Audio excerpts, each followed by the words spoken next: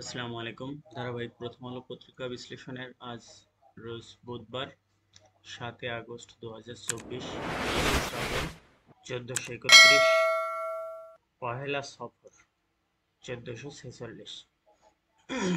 আরবি মাসের দ্বিতীয় মাসের নাম হচ্ছে সফর। গতকালকে মহরম মাসের শেষ, আজকে সফরের শুরু। তো প্রথম আলো পত্রিকার প্রথম পেজে যদি আমরা নজর রাখি, প্রথমেই যে চিত্রটা দেখেন, স্থির চিত্রটা আমরা দেখতে পাচ্ছি যে ট্রাফিক পুলিশের দায়িত্ব পালন করছে ছাত্র সমাজ। ট্রাফিক পুলিশের দায়িত্ব পালন করছে। এটা রাজধানীর মৎস্য ভবন এলাকা থেকে তোলা। আমরা বাম সাইডে যে প্রতিবেদনটা দেখতে পাচ্ছি, দেখেন, এটা হচ্ছে ডক্টর ইউনূসকে প্রধান করে ও ভোট ৩ সরকার গঠন। ডক্টর মোহাম্মদ ইউনূস সম্পর্কে যদি আমরা একটু জানি, দেখেন, ডক্টর মোহাম্মদ ইউনূস স্যার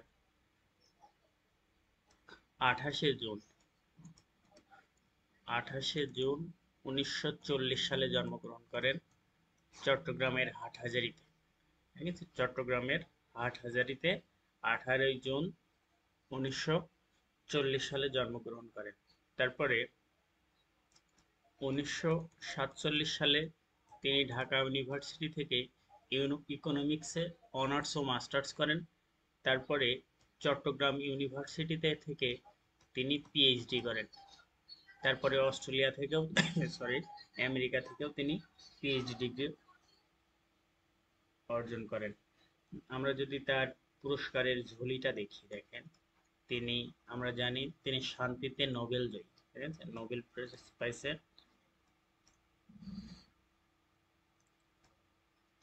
তিনি নোবেল পেয়েছেন 2006 সালে। 2006 সালে নোবেল পাইছে। তিনি প্রেসিডেন্সিয়াল মেডেল অফ ফ্রিডম, তিনি প্রেসিডেন্সিয়াল মেডেলও পেয়েছেন, আমেরিকার একটা বেসামরিক পুরস্কার। এটা প্রেসিডেন্সিয়াল প্রেসিডেন্সিয়াল মেডেল পেয়েছেন তিনি 2009 সালে। 2009 সালে তিনি প্রেসিডেন্সিয়াল মেডেল পেয়েছেন। আবার আমেরিকার সবচেয়ে পুরাতন এবং বড় যে prize, Congressional gold model, Congressional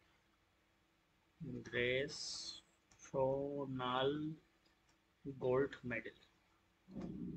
medal তিনি সবচেয়ে বড় বড় যে পুরস্কার, এই তিনটাই পেয়েছেন। ঠিক আছে, এই তিনটা পুরস্কার প্রাপ্ত পৃথিবীতে মোট 7জন ব্যক্তি আছে। যে 7জন ব্যক্তি এই নোবেল, প্রেসিডেন্সিয়াল, কংগ্রেস, এই তিনটা পুরস্কারই পেয়েছেন, তার ভিতরে তিনি একজন।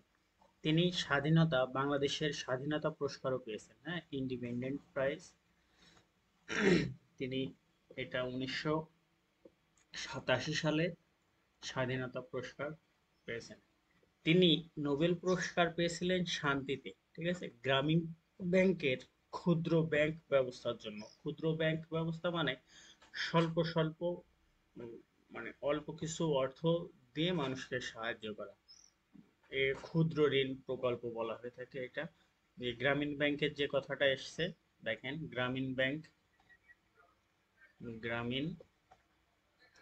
ব্যাংকের ক্ষুদ্র ঋণ প্রকল্পের জন্য তিনি শান্তিতে নোবেল পুরস্কার পেয়েছেন। তিনি গ্রামীণ ব্যাংক প্রতিষ্ঠা করেন 1943 সালে। তার বেশ কিছু বই আছে, দেখেন, এ ওয়ার্ল্ড অফ 30। ঠিক আছে, তার লেখা বই এ ওয়ার্ল্ড অফ 30। তার আরো একটা বই হচ্ছে সুপার হ্যাপিনেস।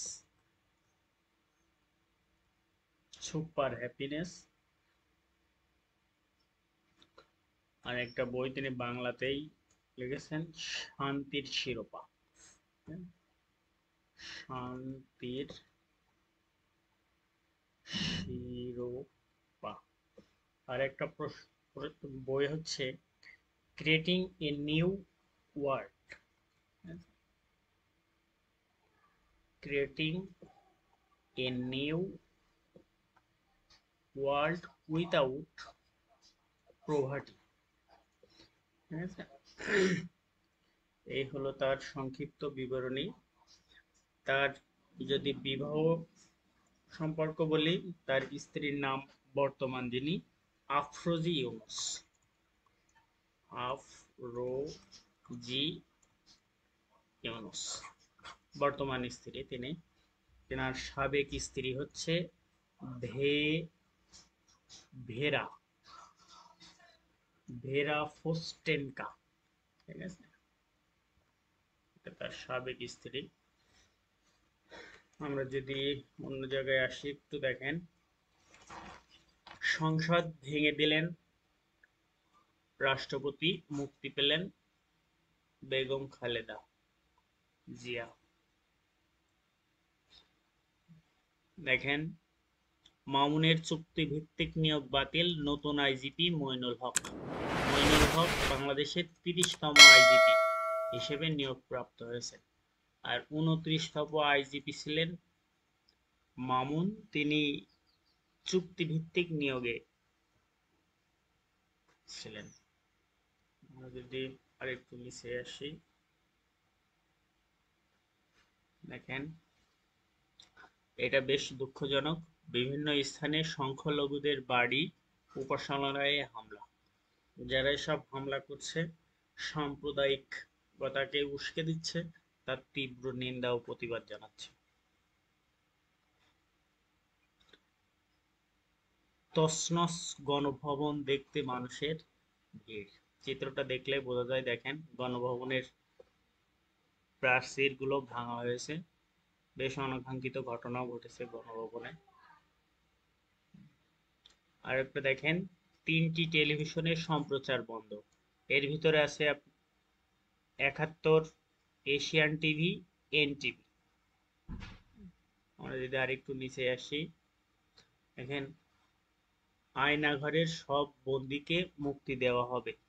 প্রতিরক্ষা গোয়েন্দা পরিদপ্তর আয়নাঘরে বন্দীদের সবাইকে মুক্তির দাবি জানিয়েছে। আয়নাঘর মানে যেসব মানুষকে গুম করে রাখা হয়, হ্যাঁ, সেটার নাম দেওয়া হয়েছে আয়নাঘর। আমরা দেখতে পাচ্ছি জাতীয় হিরোদের। আমরা যদি আর একটু নিচে আসি,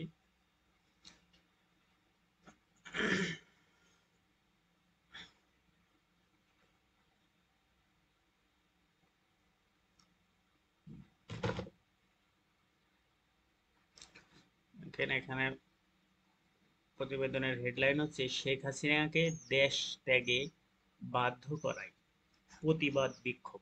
ঠিক আছে, এটা বেশ রেয়ার কেস। বর্তমানে এটা গোপালগঞ্জে হয়েছে, মাননীয় সাবেক প্রধানমন্ত্রীর জন্মস্থান। আমরা যদি আর একটু নিচে আসি,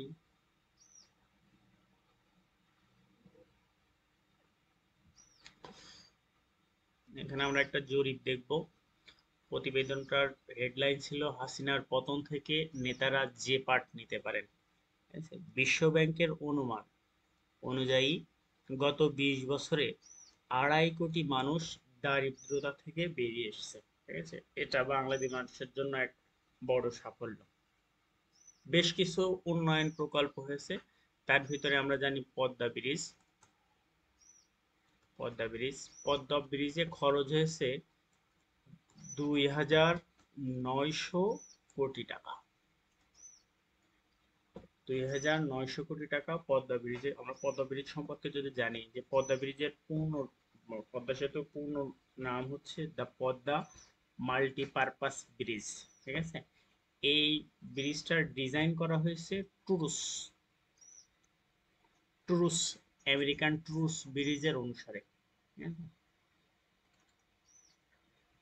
টুরুস ব্রিজ আমরা সবাই জানি, এর দৈর্ঘ্য, পদ্মা ব্রিজের দৈর্ঘ্য হচ্ছে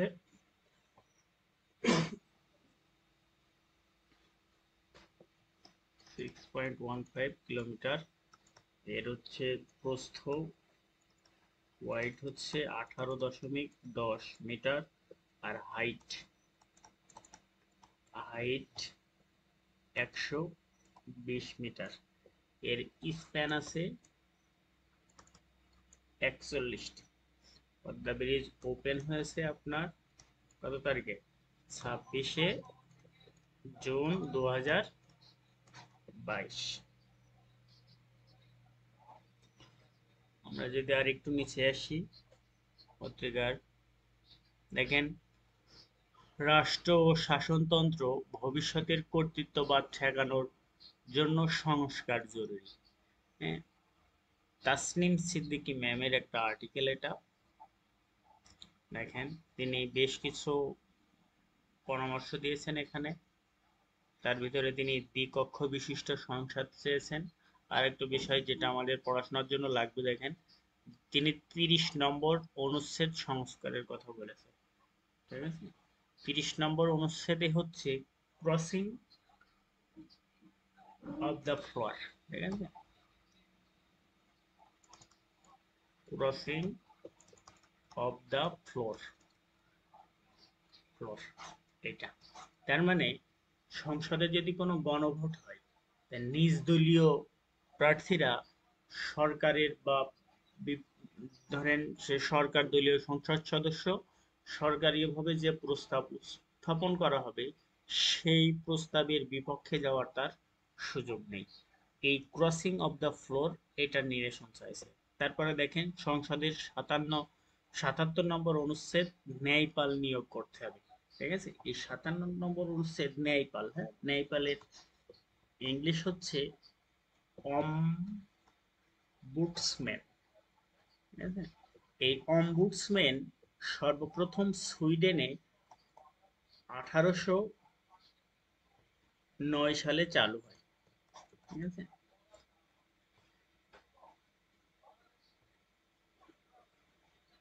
এই ন্যায়পালটা হচ্ছে একজনের পক্ষ থেকে আর একজন কথা বলবে। ঠিক আছে, আর এই ন্যায়পালটা বাংলাদেশে চালু হয়েছে আপনার 1972 সালে।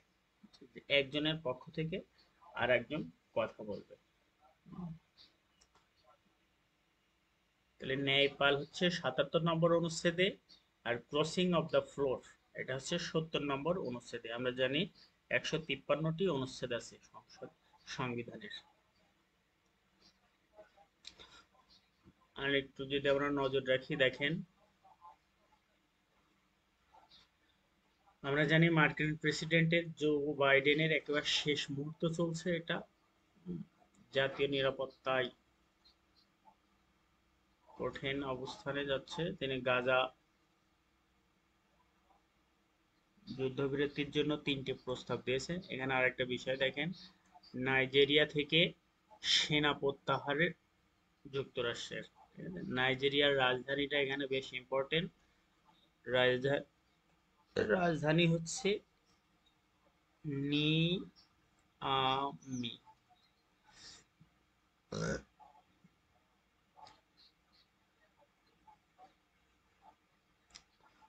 যদি আরেকটু নিচে আসছি, দেখেন এখানে বলছে মিনেসোটার গভর্নর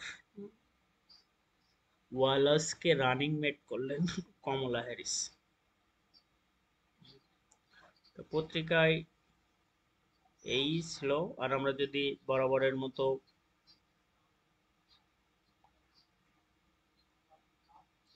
অলিম্পিকের চার্টটা দেখি, দেখেন বরাবরের মতন স্বর্ণ জয়ে প্রথম আছে চীন, 62টা স্বর্ণ, 22টি স্বর্ণ, মোট পুরস্কার হচ্ছে 55টি। তারপরে আছে যুক্তরাষ্ট্রের আবার মোট পদক বেশি, 79টি। তারপরে অস্ট্রেলিয়া, ফ্রান্স, গ্রেট ব্রিটেন, দক্ষিণ কোরিয়া, জাপান, ইতালি, জার্মানি, তারপরে আছে নেদারল্যান্ড। এটা 13তম দেশ দিন পর্যন্ত হিসাব। এই ছিল আজকের পত্রিকা। ধন্যবাদ সবাইকে। আসসালামু আলাইকুম।